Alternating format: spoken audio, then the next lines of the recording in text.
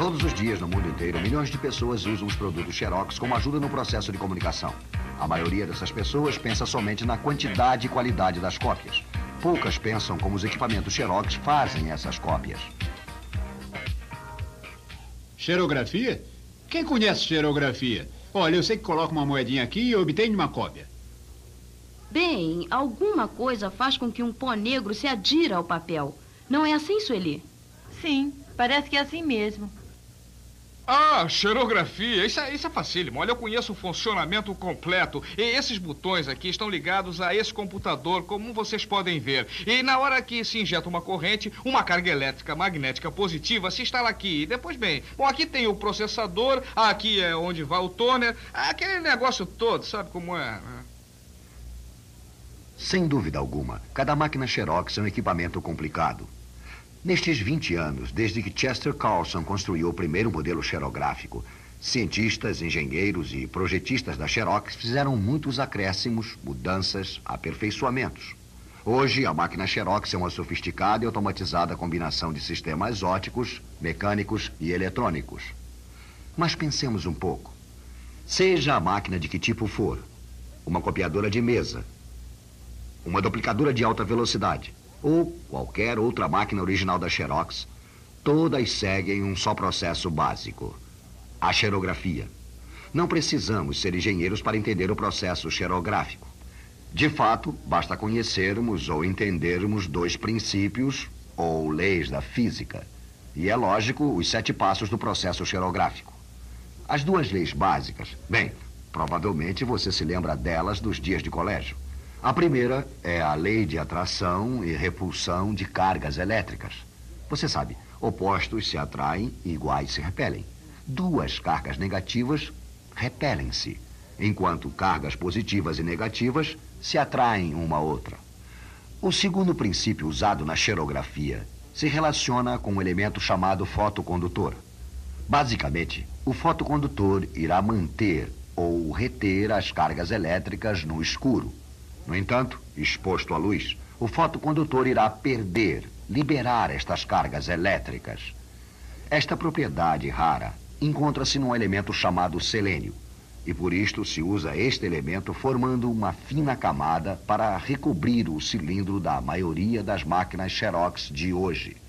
Falaremos desse cilindro mais tarde. A xerografia, como eu já disse, é um processo envolvendo estes dois princípios básicos de física.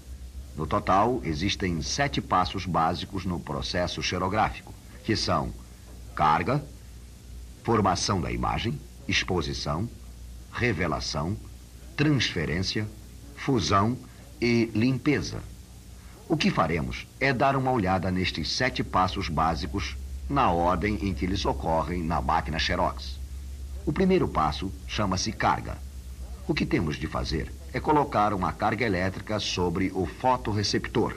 Na maioria das máquinas Xerox, o fotorreceptor é um cilindro revestido por uma fina camada de selênio. Lembram-se do que falei sobre o fotocondutor? No escuro, recebe e mantém uma carga elétrica. Portanto, o que temos de fazer é girar o fotorreceptor sobre um fio com carga positiva, dito corotron, num lugar protegido da luz. O corotron atrai os elétrons das moléculas do ar em torno de si e as converte em íons positivos. Esses íons positivos são atraídos pelo metal no fotorreceptor. A camada isolante de selênio evita que os íons de ar se espalhem e faz com que adiram à superfície do fotorreceptor, formando uma carga positiva uniforme.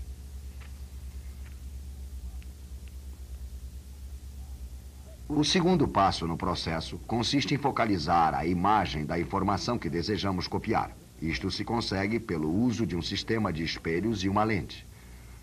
Uma luz brilha por baixo do documento a copiar. Este documento agora reflete na imagem para um espelho através de uma lente que o focaliza.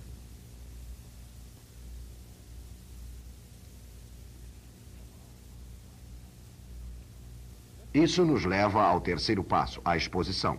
A exposição ocorre no momento em que a luz chega ao fotorreceptor. Para poder bem compreender o que sucede durante o passo da exposição, pensemos um pouco sobre o documento original. Qualquer original possui áreas claras e escuras. Áreas escuras onde há informação e áreas brancas onde há espaços em branco.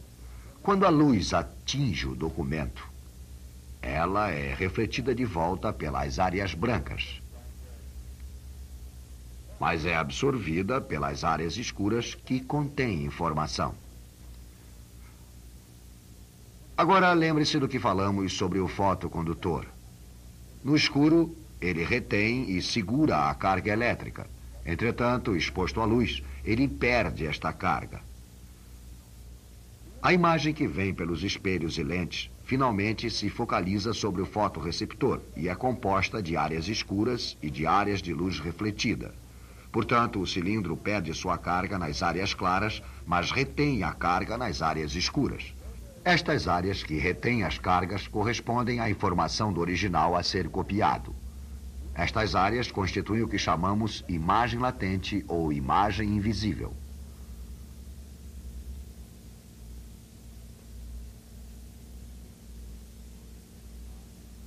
O que temos de fazer agora é revelar esta imagem latente, tal como temos que revelar a imagem de um filme para podermos vê-lo.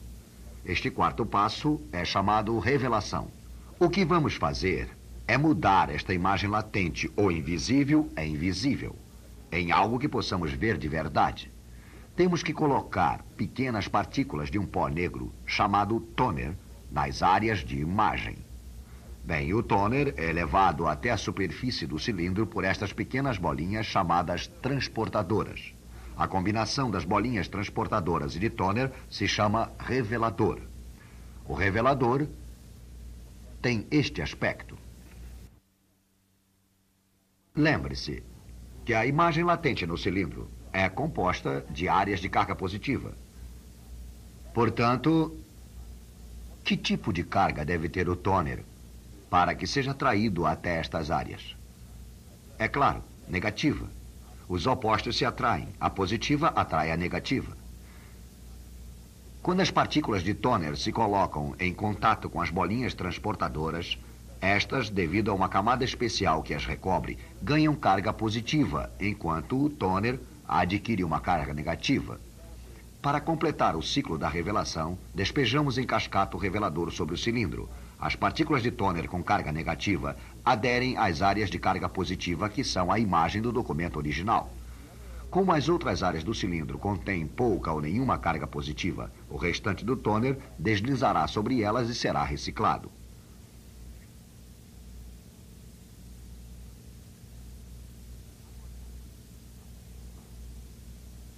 Agora temos uma imagem revelada visível sobre a superfície do fotorreceptor. Mas isso não é o que queremos. Queremos a imagem sobre uma folha de papel. Este é o próximo passo no processo xerográfico. Transferência da imagem visível revelada da superfície do fotorreceptor para o papel. Esta transferência se dá de uma maneira similar à usada na aplicação da carga ao fotorreceptor. Antes da folha de papel em branco passar pelo fotorreceptor, recebe uma carga positiva fornecida pelo corotron de transferência. Vejamos agora o que temos aqui. Uma folha de papel com carga positiva, partículas de toner com carga negativa e uma carga positiva que adere às partículas de toner ao cilindro. Quando o papel passa sob a superfície do fotorreceptor, as partículas negativas do toner são atraídas pela carga mais positiva do papel. A imagem está agora sobre o papel. No entanto, esta imagem só está ligeiramente aderida ao papel. É necessário fixá-la permanentemente. Isto ocorre no próximo passo, a fusão. Se você examinar uma folha de papel com um microscópio, notará que a superfície é muito áspera, é feita de milhares de fibras de madeira. Para que a cópia seja permanente, as partículas de toner têm que ser fixadas a estas fibras por meio de calor ou de uma combinação de calor e pressão.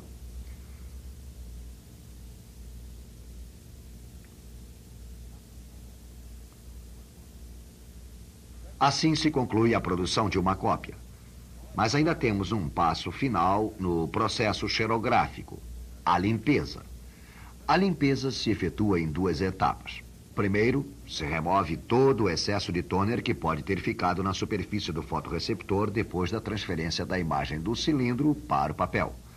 Para que essas partículas de tôner com carga negativa se desprendam da carga positiva que as atrai, o fotorreceptor passa por um fio de corotron que emite uma corrente alternada.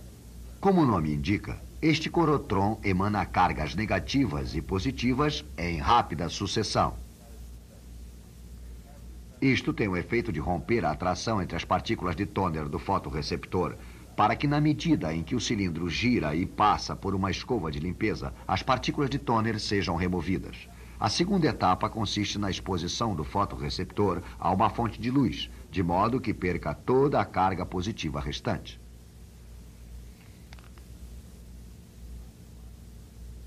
Já examinamos os 7 passos básicos da xerografia. Falamos de cada um separadamente. Agora, vamos observar o processo completo, do princípio ao fim. Você se recorda dos 7 passos da xerografia e sua ordem? Aqui estão de novo. Carga, formação da imagem,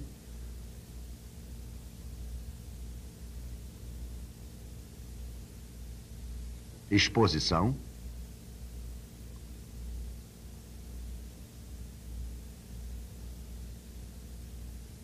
revelação, transferência, fusão e limpeza. Os 7 passos básicos que se usa em toda a máquina Xerox.